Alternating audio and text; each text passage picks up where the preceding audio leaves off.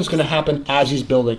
So as Angel's building from bottom, he's going to be interested in retracting that elbow. And as he's retracting that elbow, I'm fishing my guillotine. So do that one more time. Hopefully we can get a really good angle and a really good rep on this one, Angel, so I don't have to torture you with this 3 or 4 more times. What do you think about that idea? It's a great idea. Okay, from here, I'm going to pull, expose his elbow. I lock, my head goes in the hole.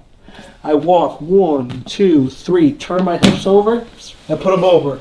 As Angel's coming up, I let him bring me up. And there, I get my bite. Off that bite, I connect. Again, if his arm's in the way, leave your arm down, Angel. If his arm's in the way, I hook it. Off that hook, my head stays tight, and I finish.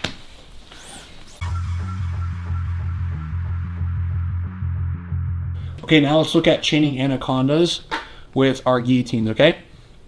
Remember that what we're looking to do here is just get my opponent distracted about one attack, so he exposes the one I really want, which is our guillotines, okay? We're going to have Angel in a front headlock. Actually, Angel, let's go closer to the camera real quick, because I want to show them a detail on how I'm locking. If you guys, by the way, if you're interested in anacondas and you haven't purchased John's Master of the Move Anaconda Instructional, highly recommend it, okay? That's where I learned this detail I'm about to show you guys right now. What I'm doing is that a lot of times when people go to lock anacondas, they make a very big mistake, which is they try to bring the strangle arm to the support arm. What it does, it creates a rather shallow strangle, okay? So we're here, pull the elbow. What they try to do is they try to bring the strangle arm towards the support arm.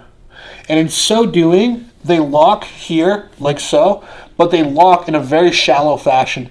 Because you guys can see it's barely my fingertips that are holding onto the strangle. And then from here, they try to lock up and they try to finish anacondas from here. Now, if you have long arms, if you have strong arms, obviously this leaves further room for error, okay? Because the longer your arms are, the stronger your arms are, the more lenient you can be with technical precision, okay? But again, the shorter your arms are, the weaker your arms are, the more technically precise you have to be. Because that's what you leverage, is you leverage your technique, okay? And even then, if you have long, strong arms, you still want to be technically precise so you can maximize the length and the strength of your arms, okay? So what we're going to do from here is, the way I want you guys to fish an anaconda is not by bringing the strangle arm to the support arm. It's the opposite. From here, I lock. Watch how I bring my support elbow to my strangle arm. So this elbow, the secondary elbow, comes through. Angel, can you step up with this leg? Good, it comes through, it grips. Yep, perfect right there. It grips and it touches. So my hand doesn't look to lock quite yet.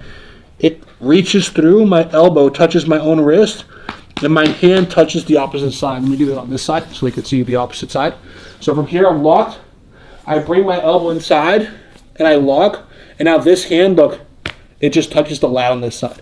What you guys will notice is, look at this arm, my strangle arm, it's super deep. My strangle arm is wrist deep. I'm false gripping my own elbow. So that now when I roll, it's such a deep anaconda from here. Notice, again, my hand is wrist deep. So from here, when I go to lock, the lock is undeniably tight, okay? Now, Angel knows this. He knows I want to keep that control. The way that Angel is going to deny me that control is he's going to bring his elbow inside of mine, and he's going to pull his elbow back to open my elbows. But what have we been talking about this whole time? If my opponent's elbow is forward, minimal neck exposure. But when his elbow pulls back, neck exposure is created, okay? So from here, watch how on the anaconda, I roll through. Right now, minimal neck exposure, okay? But Angel, if he keeps that position, I'm gonna hit him with the anaconda. So he sweeps his elbow, put your elbow high first to show them the sweep. He sweeps his elbow down inside of mine, yes. And once he does that, he wants to draw his elbow back and break my hands open, just like that. Okay, now come back, Angel. The moment Angel breaks my lock open, watch what I do. As he breaks the lock, I shoot my hand into a high wrist, and I shoot my ear to his back. And as my ear goes to his back, my legs pendulum back the other way, like this.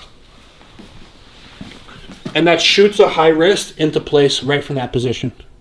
Once the high wrist gets shot into place from that position, my hands lock and connect. And once my hands lock and connect, you guys know from there, you can go for your finish, okay? So that technique where I pendulum my legs back the other direction for the high wrist, you can call it like a reverse centerline shift, I would say, where you're centerline shifting by moving your hips away from your partner.